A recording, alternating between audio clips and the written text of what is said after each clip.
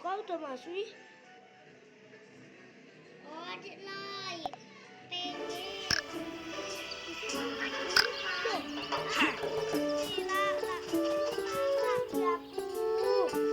Alah, sendirian mana kan? Dek, kita sendirian semua ini. Tadi juga sendirian. Ini kita kepisah soalnya gara-gara satu semua ini. Kita harus pakai wayang.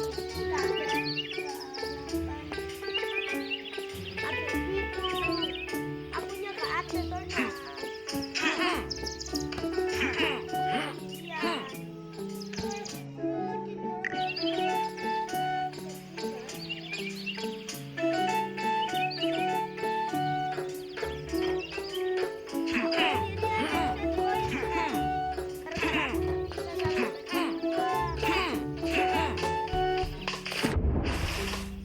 Semuanya harus ulang ini. Iya, adik Lai.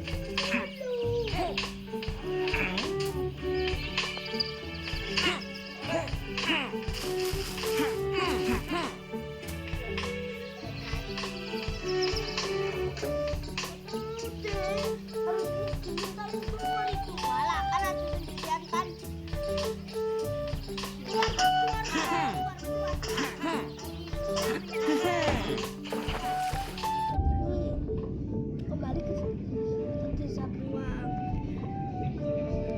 Iya, Mas.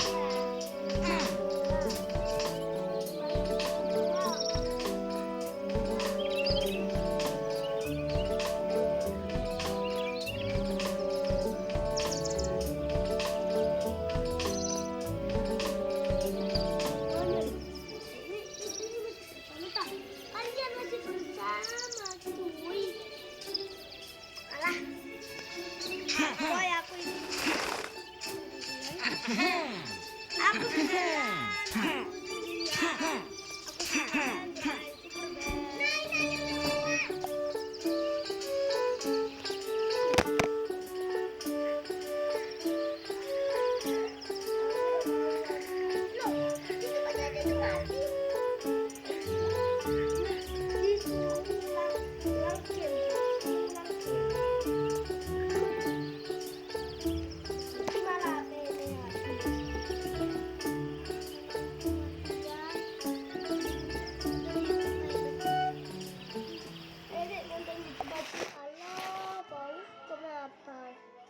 Apa wes? Bisa nanti. Kebanyakan orang berpikir Rumi secara alami memiliki rambut ungu karena ayahnya adalah iblis. Dalam film, kita melihat bahwa semua manusia memiliki rambut hitam, sementara iblis seperti Ya nanti kakak apa itu bareng sama Cek. saja Boys, memiliki rambut berwarna-warni, kecuali Jinu, karena sutradara ingin menekankan sisi kemanusiaannya. Tapi inilah faktanya tentang Rumi. Dalam karya seni resmi orang tuanya, keduanya memiliki rambut hitam, jadi dia tidak mewarisinya dari ayahnya. Dan jika Anda perhatikan baik-baik, Rumi maupun Mira memiliki alis yang warnanya berbeda dari rambut mereka. Untuk Mira, sepertinya dia memang sengaja untuk mewarnainya, tetapi rambut Rumi kemungkinan besar alami karena dia sudah memilikinya bahkan sejak bayi. Meskipun ayahnya tidak memiliki rambut ungu, mungkin saja setengah iblis selalu dilahirkan dengan rambut berwarna-warni. Mengapa rambut Rumi berwarna ungu? Kebanyakan orang berpikir Rumi secara alami memiliki rambut ungu karena ayahnya adalah iblis. Dalam film, kita melihat Kenapa Loki langsung ditangkap TVA, tapi Avengers yang keliling waktu malah enggak? Padahal sama-sama ngacak timeline. Jawabannya, karena TVA bukan ngejar siapa yang jalan-jalan ke masa lalu, tapi siapa yang keluar dari takdirnya. Sacred Timeline itu ibarat naskah film raksasa. Semua adegan hidup manusia udah ditulis dari awal. Dan Loki, Dia kabur dari skrip saat dia nyolong Tesseract dan kabur. Itu bukan bagian dari jalan cerita yang seharusnya. Maka muncullah cabang baru. Dan TVA langsung muncul buat ngeprun. Sementara Avengers, semua aksi time travel mereka, sampai ngambil Infinity Stones, lalu balik lagi, sampai Thanos tahun 2014 ikut ke masa depan. Mengapa Afrika dijuluki benua hitam? Banyak orang mengira karena warna kulit penduduknya, padahal bukan. Istilah ini pertama kali muncul dari penjelajah Eropa pada abad ke-15. Saat itu Afrika dianggap misterius dan belum banyak dipetakan. Hitam di sini berarti benua yang tidak diketahui, sebuah wilayah kosong di peta. Hutan lebat di Afrika Tengah juga membuat kawasan itu tampak gelap dan sulit ditembus. Baru pada masa kolonial istilah ini berubah makna dan mulai bernuansa rasial. Sekarang, sebutan benua hitam kini dianggap usang dan kurang tepat digunakan. Mengapa Afrika dijuluki benua hitam? Banyak orang mengira karena warna kulit penduduknya, padahal bukan. Istilah ini pertama kali muncul dari penjelajah Eropa pada abad ke-15. Saat itu Afrika dianggap misterius dan belum banyak dipetakan. Hitam di sini berarti benua yang tidak diketahui, sebuah wilayah kosong di peta. Hutan lebat di Afrika Tengah juga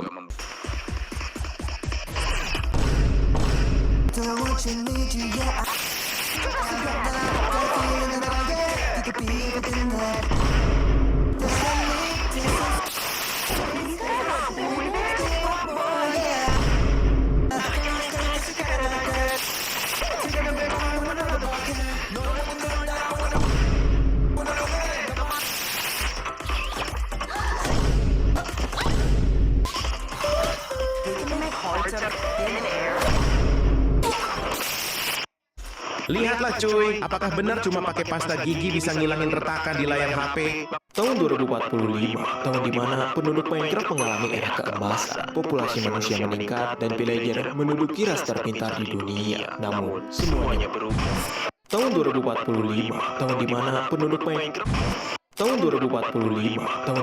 penduduk Minecraft mengalami era keemasan. Populasi manusia meningkat dan villager menduduki ras terpintar di dunia. Namun, semuanya berubah ketika ada salah satu villager bocil melakukan kesalahan. Villager bocil itu menemui video Ilm 1150 yang membahas tentang Herobrine yang menghuni Gunung Supra. Bocil villager itu pun tak percaya dan berkomentar, "Cerita palsu lu botak, udah mah itu." Udah. Tanpa ia tahu, komentar tersebut terbaca oleh dewa Minecraft bernama Nox. Merasa terhina, dia pun mengutuk villager bocil tersebut menjadi botak permanen dan menyebar ke villager lainnya. Stop komen cerita palsu. Tahun 2045.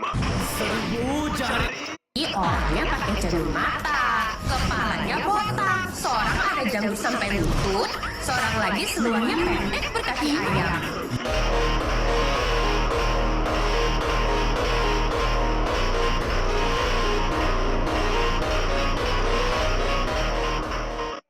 Orangnya pakai cermin mata, kepalanya botak, seorang ada janggut sampai lutut, seorang lagi seluruhnya pendek berkaki ayam.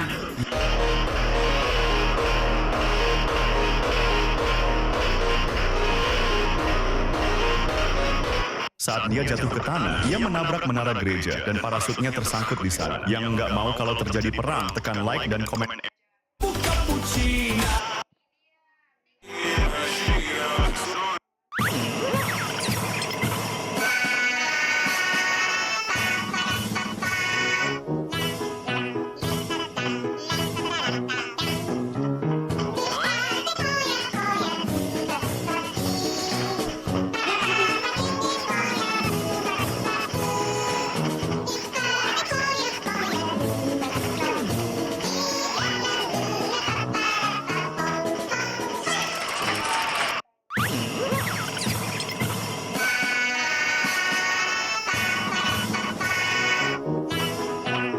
Mereka menancapkan paku-paku logam panjang di tengah pelat baja, lalu menutupi seluruh kapal dengan ratusan paku tajam. Yang suka kapal keren kayak gitu, segera tekan like dan komen emoji kapal. Atapnya dirancang khusus untuk melindungi tentara, sekaligus menusuk musuh yang mencoba naik ke atas. Lubang di sisi kapal memungkinkan meriam menembak ke segala arah tanpa membuat awaknya terekspos. Di bagian depan, ada kepala naga yang menyemburkan asap dari obor tersembunyi, membuat musuh panik dan kebingungan. Sayangnya biaya pembuatannya terlalu mahal untuk dilanjutkan. Mereka menancapkan. Tonton ini kalau rambutmu nggak mau rontok terus.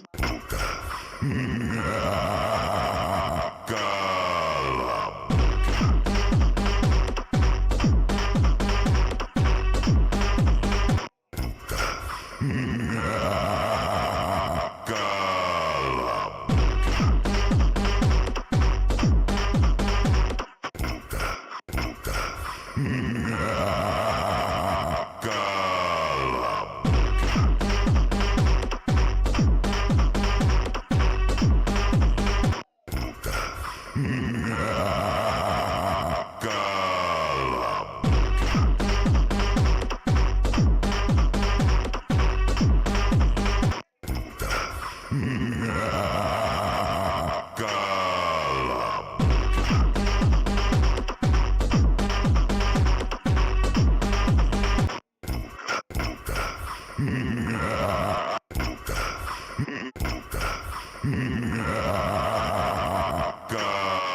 sembarangan makan apel sebelum tahu beberapa hal ini. Pertama, kamu mesti pastiin jika apel yang kamu makan bukan hasil permainan pedagang nakal. Caranya bisa dilihat dari kode clue pada stiker. Jika berawalan angka 9, artinya apel ditanam secara organik. Dan jika berawalan angka 4, itu apel konvensional. Biasanya sering mengandung pestisida dan kemungkinan memakai lilin food grade. Nah, untuk membersihkannya cukup dengan air panas. Tapi jika belum bersih, jangan sembarangan makan apel. Apakah kamu sadar dari semua super yang muncul di The Incredibles 2, siapa yang sebenarnya cukup kuat buat ngelawan Android? Monster ini udah ngelumpuhin hampir semua pahlawan di masa kejayaannya dulu. Kita mulai dari yang paling lemah, Screech. Dia bisa terbang. Apakah kamu sadar dari semua super yang muncul di The Incredibles 2, siapa yang sebenarnya cukup kuat buat ngelawan Android? Monster ini udah ngelumpuhin hampir semua pahlawan di masa kejayaannya dulu. Kita mulai dari yang paling lemah, Screech. Dia bisa terbang, lihat dalam gelap, dan punya teriakan Sonic. Tapi kemungkinan besar, baru 5 detik di arena udah tumbang sih. Lanjut ke Electrix dan Reflux. Dua-duanya punya kekuatan keren, tapi nggak berguna buat lawan Android. Listrik dan panas, nggak ngaruh sama sekali. Break juga kuatnya luar biasa, tapi dia terlalu lambat, gampang banget jadi sasaran cuy. Nah, kalau Void, itu beda cerita cuy. Dia bisa buka portal 5 saja, teleportasi, bahkan mantul dan serangan balik. Sayangnya dia masih pemula, belum sepenuhnya paham cara memaksimalkan kekuatannya. Tapi kalau dia bisa menguasai itu semua, Android bakal jadi permainan anak-anak baginya. Terakhir ada Crusher, punya telekinesis brutal dan tenaga gede, tapi lagi-lagi kurang cerdas buat pakai kekuatan sepenuhnya. Jadi kalau ada satu super yang punya peluang nyata ngalahin Android, jawabannya cuma Void. Wow.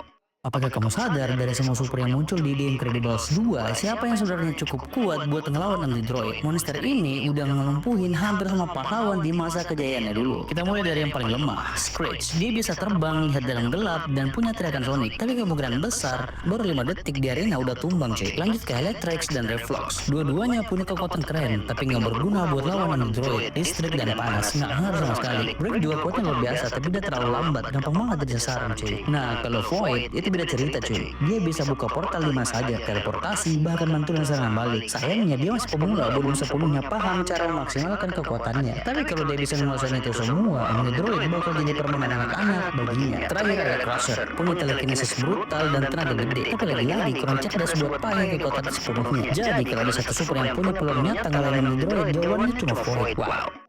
Di 90 malam itu ada item yang fungsinya nggak guna.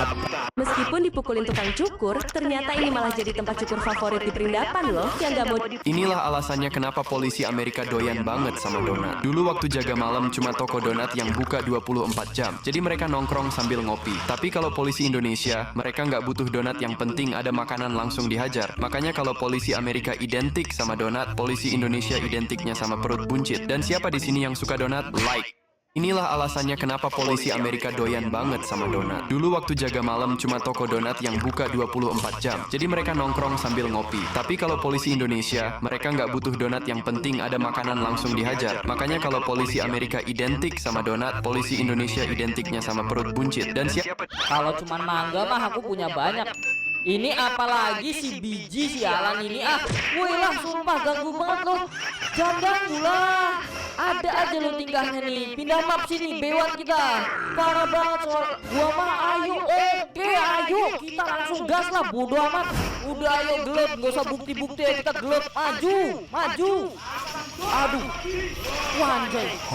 Wah emang jago dia. Pantes dia minta map ini. Kena kamu. Ulti, kena guys. Oke, menang kita. Menang ronde 1 guys, 3 ronde ya, please lah. Tapi kita sekarat teman-teman. Ayo kita buktikan. Aduh, kalah kita coy, ronde kedua. Ini penentuan ya. Pecah dia. Oke, dapat. Satu lagi ulti. Bisa ulti. Ulti kena dia, mati. Ini boy, kamu nak. Kamu gak bisa ganggu aku guys ya. Perjanjiannya kalau dia kalah dia gak boleh ganggu aku guys. Dia gak boleh ganggu aku selamanya. Sepele. Gampang sekali bang. Kalau cuman mangga mah aku punya banyak. Tahu gue, fenomena ngemis pakai kris itu cuma terjadi di daerah gue. Kenapa outfit generasi Hunters sebelumnya selalu memiliki pola pelangi? Setiap grup setelah Hunters generasi pertama memiliki warna pelangi pastel pada pakaian atau tema mereka. Kemudian tiba-tiba pada masa Sunlight Sisters warnanya hanya biru. Kemungkinan sesuatu terjadi sebelum atau selama era mereka. Mungkin beberapa trauma pribadi Selin dengan iblis menyebabkan kelompok tersebut mengadopsi gaya yang lebih dingin dan kaku. Warna pelangi pada generasi masa lalu kemungkinan melambangkan kejujuran dan keterbukaan. Namun Sunlight Sisters mempunyai anggota yang tidak jujur. Ibu Rumi menyembunyikan bahwa dia mencintai seorang iblis. Rumi sendiri kemudian berbohong kepada teman-temannya tentang pola iblis di tubuhnya. Ketika Huntrix akhirnya menjadi sepenuhnya jujur, mereka menciptakan Rainbow Hormone. Pakaian Zoe dan Mira mendapatkan pola pelangi yang mirip dengan Hunters masa lalu, begitu juga pola Rumi yang bersinar dengan warna pelangi. Kenapa outfit generasi Hunters sebelumnya selalu memiliki pola pelangi? Setiap grup setelah Hunters generasi pertama memiliki warna pelangi pastel pada pakaian atau tema mereka. Kemudian tiba-tiba pada masa Sunlight Sisters warnanya hanya biru. Kemungkinan sesuatu terjadi sebelum atau selama era mereka. Mungkin beberapa trauma pribadi Selin dengan iblis menyebabkan kelompok tersebut mengadopsi gaya yang lebih dingin dan kaku. Warna pelangi pada generasi masa lalu kemungkinan melambangkan kejujuran dan keterbukaan. Namun Sunlight Sisters mempunyai anggota yang tidak jujur. Ibu Rumi menyembunyikan bahwa dia mencintai seorang iblis. Rumi sendiri kemudian berbohong kepada teman-temannya tentang pola iblis di tubuhnya. Ketika Huntrix akhirnya menjadi sepenuhnya jujur, mereka menciptakan Rainbow Hormone. Pakaian Zoe dan Mira mendapatkan pola pelangi yang mirip dengan Hunters masa lalu, begitu juga pola Rumi yang bersinar dengan warna pelangi. Kenapa outfit generasi Hunters sebelumnya selalu memiliki pola pelangi? Setiap grup setelah Hunters generasi pertama Kalau mahkota dan rambut metal patung Liberty dilepas, bisa nggak sih dia dikasih rambut asli? Untuk bikin wig biasa aja perlu mencukur 3 volt. Masalahnya, ukuran kepala Lady Liberty itu 400 kali lebih besar dari kepala manusia. Artinya kamu butuh hampir 3.500 kg rambut lebih berat dari gajah. Dan itu berarti harus mencukur lebih dari 35.000 orang yang nggak mau rambutnya dipakai buat patung ini. Tekan like dan komen nggak mau. Kalau rambut segede itu sampai copot karena angin, bisa-bisa jatuh dan nimbul kapal wisata cuy. Kalau mahkota dan rambut metal patung Liberty dilepas, Rumi di K-pop Demon Hunters itu ternyata punya 3 pengisi suara loh. Arden Cho yang jadi suara utamanya Rumi. We'll write a brand new song, a diss track to so. It is annoyingly catchy though. Terus ada IJ yang ngisi suara nyanyiannya Rumi yang keren banget. Dia nggak cuma nyanyi buat Rumi, tapi juga yang nulis semua lagu di film itu. Nah, yang lucu, Rumi pas masih kecil itu diisi suaranya sama Rumi Oak. Ternyata dia itu anaknya sutradara. Darkness finally meets the light. Celine, do hunters kill all demons?